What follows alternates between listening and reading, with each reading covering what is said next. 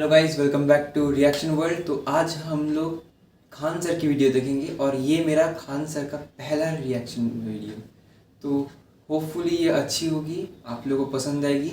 और खान सर, इस वीडियो में खान सर ई रूपी के बारे में बताए हैं, जो गवर्नमेंट कुछ दिन पहले निकाली थी ई रूपी ऐप करके। तो उसका कैसी है, कैसा एडवांटेज है, डिसएडवांटेज है, उसके ऊपर ये बताए हैं। तो देखते हैं कैसा है, उसके बाद आप लोग को बोल। Let's start the video.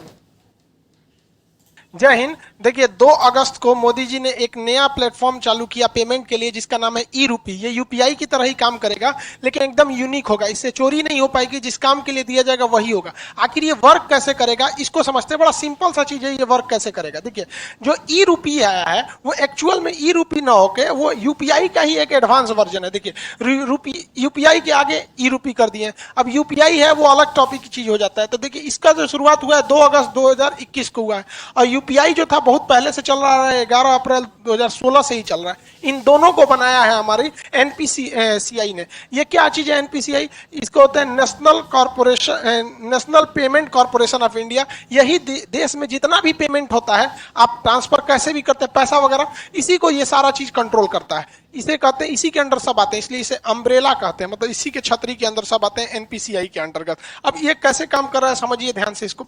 ये है, इसमें मैसेज या क्यूआर कोड द्वारा आपको एक स्पेसिफिक कोई भी सुविधा भेजनी होगी, तो ये क्यूआर कोड द्वारा आएगा। क्यूआर का फुल फॉर्म क्या होता है? Quick response. ये बड़ी तेज रिस्पॉन्स करता है। कहीं पेमेंट कटाना है, क्विक रिस्पॉन्स तुरंत ये काट देता है।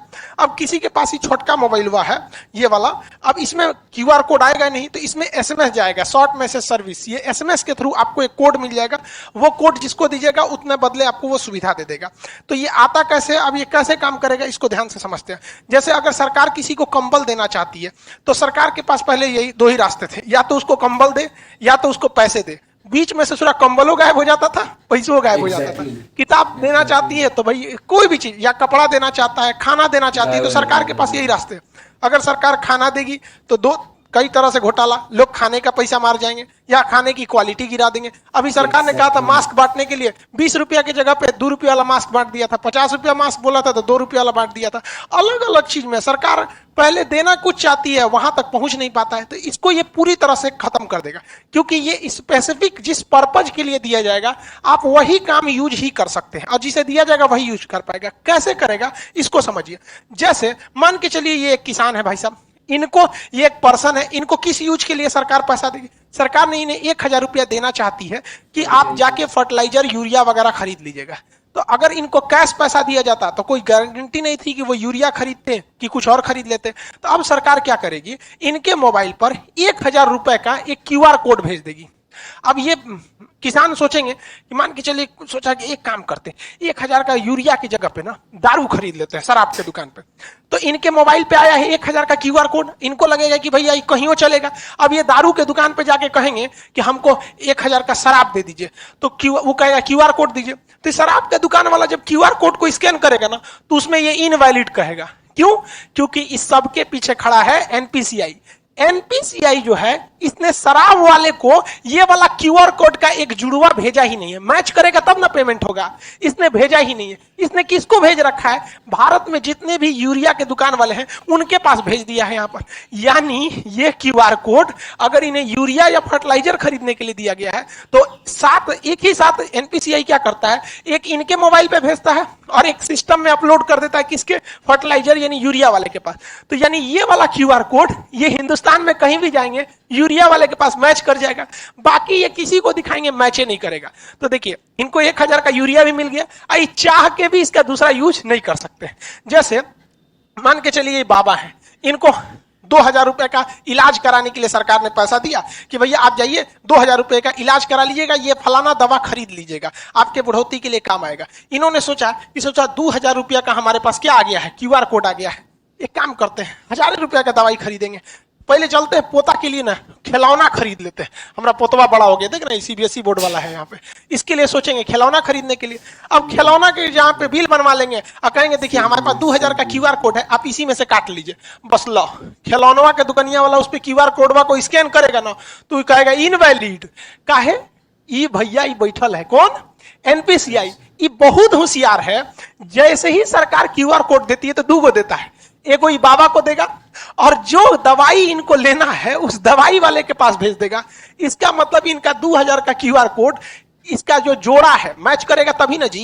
जैसे ताला चाबी मैच करना चाहिए कि नहीं करना चाहिए, तो इनका जोड़ा जो मैच करेगा दुनिया के किसी चीज से मैच नहीं करेगा। वो जब भी मैच करेगा तो दवाई वाले से मैच कर जाएगा। अब ही जाएंगे 2000 रुपये जहां दवाई वाले को देंगे वो स्कैन करेगा, धड़ाक से हो जाएगा। यानी ये क्यूआर कोड जो एनपीसीआई देगी ई रूपी के तहत वो जोड़ा में देगी, एक आपको देगी एक दुकान वाले को। इसीलिए कहता है जिसको देगी वही यूज करेगा और जिस काम के लिए देगी वही काम कर सकते हैं। एक और एग्जांपल समझते हैं। मान के चलिए आजकल एजुकेशन में महिलाओं को एजुकेशन बहुत जरूरी है, तो महिला एजुकेशन के लिए बबनी को पैसा दिया गया कि जाओ तुम 5000 का किताब खरीदो, तुम पढ़ोगी देश आगे बढ़ेगा। तो 5000 रुपए की किताब के लिए इनके पास क्या भेज दिया गया, क्यूआर कोड भेज दिया गया। क्विक रिस्पॉन्स, तुरंत इनको पैसा मिल जाएगा। ये सोचेगी, सोच रहा 5000 की किताब खरीदने से अच्छा है ना चलते हैं ब्यूटी पार्लर में मेकअप करवा लेते हैं। मेकअप में बहुत पैसा लगता है, कुछ पोत देती हैं सब, एगो झाड़ू रख ले रहती हैं छोट साइज का, अही अखिया उठा देती हैं, ऐसे छज्जा जैसन बना देती हैं सब। तो मान के चलिए मेकअप करा लेगी। अब मेकअप करेला के बाद कहेगी देखिए हमको मोदी जी ना 5000 रुपया का क्यूआर कोड दिए, आपको पैसा चाहिए था, लीजिए स्कैन कीजिए। तो निकालेगी स्कैन करने के लिए, ब्यूटी पार्लर वाला कहेगा नॉट मैच, जा एक तो मेकअप हो गया, अब मैच ना करेगा। काहे कि जो एनपीसीआई है ना, इसने क्या किया है कि 5000 रुपया का क्यूआर कोड एकरा मोबाइल में तो भेजबे किया है, साथ ही साथ जिस किताब के लिए भेजा गया है वो किताब कहां कहां बेचती है, जहां जहां वो किताब बिकती है उस दुकानदार के पास भी है वहां पर। तो वही किताब ये वाले में मैच करेगा। समझ में आ गया कि नहीं आ गया? दूसर कोनो चीज में मैच नहीं कर सकता है। ये फायदा है, इसीलिए इसे कहा जाता है कि स्पेसिफिक पर्सन ही यूज कर सकता है और उसी काम के लिए यूज कर सकते हैं जिसके लिए इसे भेजा गया है। ये क्यूआर कोड जो है ई रूपी का, ये बनेगा कैसे? अब देखिए कैसे बनेगा, उसमें बैंक बनाएंगे, सब बैंकों की जिम्मेदारी है। अभी शुरुआत में कुछ बैंक है जैसे एसबीआई, एचडीएफसी वगैरह वगैरह, धीरे धीरे सारे बैंकों को इससे जोड़ दिया जाएगा।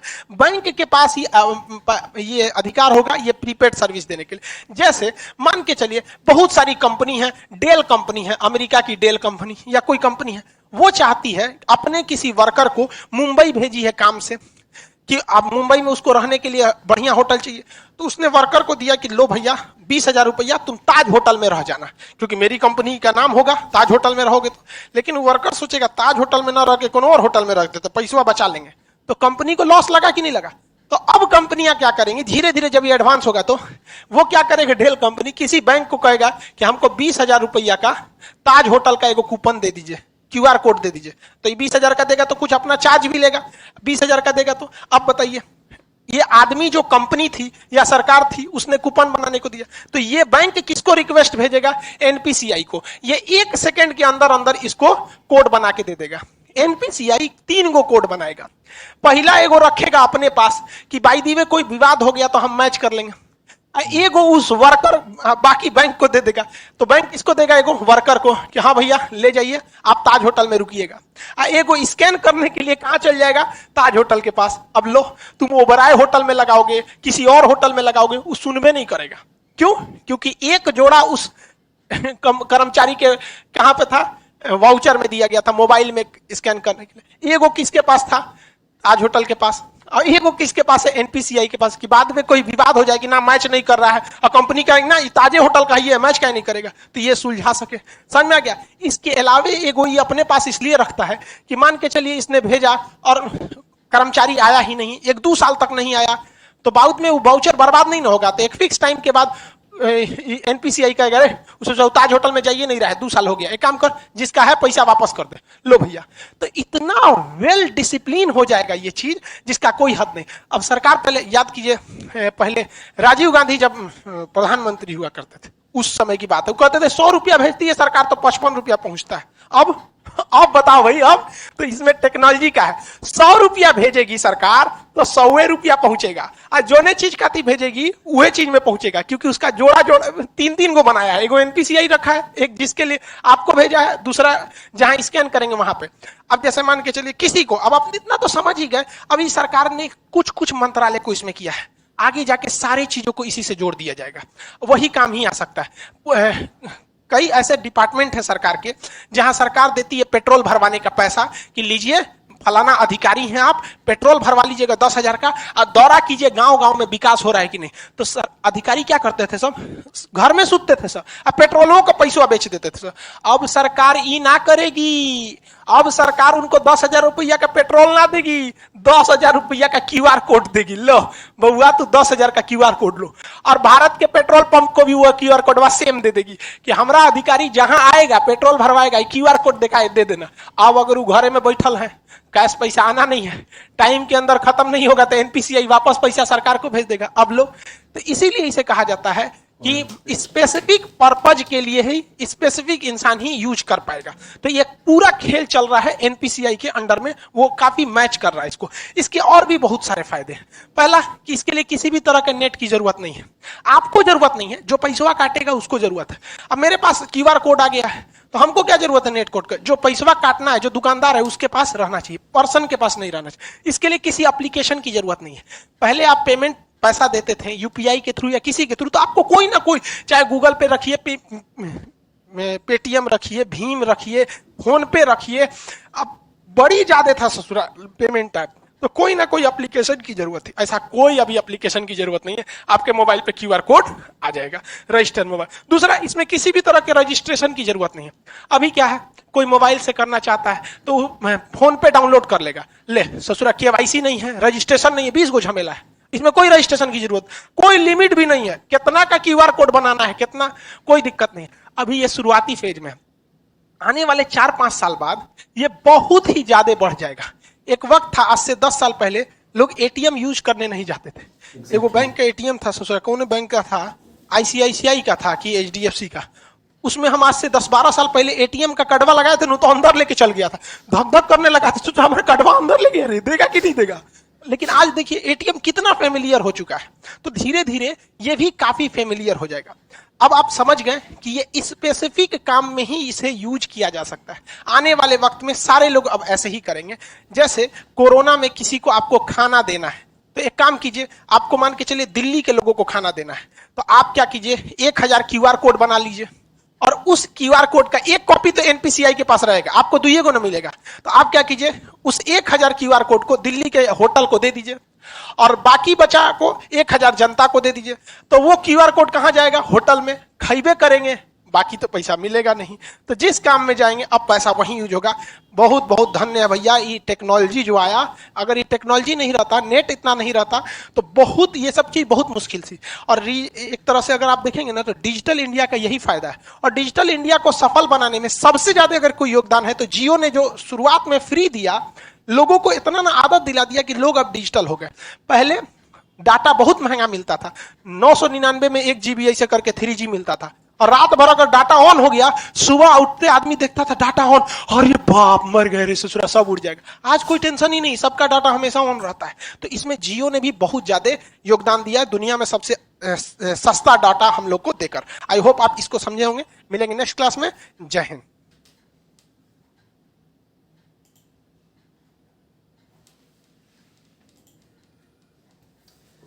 खान सर का यही बहुत बढ़िया है। शुरू करते हैं जय हिंद से, ख़त्म करते हैं जय हिंद से। तो फर्स्ट ऑफ ऑल इनका समझाने का तरीका इतना बहुत सही है, मतलब आराम से समझा देते हैं, हंसी मजाक करते करते सब चीज़ समझा देते हैं, पूरा समझ में भी आ जाता है कम्प्लीटली।